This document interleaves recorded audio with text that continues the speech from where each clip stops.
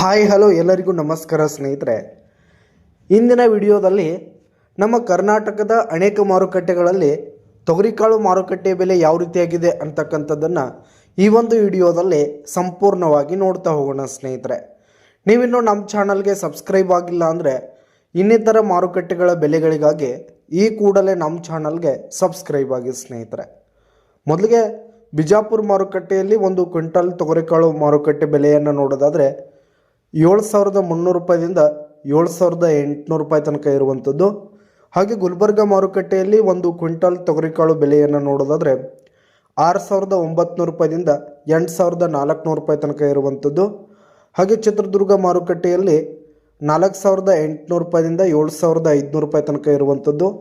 ಹಾಗೆ ಬಾಗಲಕೋಟೆ ಮಾರುಕಟ್ಟೆಯಲ್ಲಿ ಒಂದು ಕ್ವಿಂಟಲ್ ತೊಗರಿಕಾಳು ಬೆಲೆ ನೋಡೋದಾದರೆ 6,500 ರೂಪಾಯಿದಿಂದ 7,000 ರೂಪಾಯಿ ತನಕ ಇರುವಂಥದ್ದು. ಹಾಗೆ ಲಕ್ಷ್ಮೇಶ್ವರ ಮಾರುಕಟ್ಟೆಯಲ್ಲಿ 5,100 ರೂಪಾಯಿದಿಂದ 5,800 ರೂಪಾಯಿ ತನಕ ಇರುವಂಥದ್ದು. ಹಾಗೆ ತುಳಜಾಪುರ ಮಾರುಕಟ್ಟೆಯಲ್ಲಿ 7,500 ರೂಪಾಯಿದಿಂದ 7,900 ರೂಪಾಯಿ ತನಕ ಇರುವಂಥದ್ದು.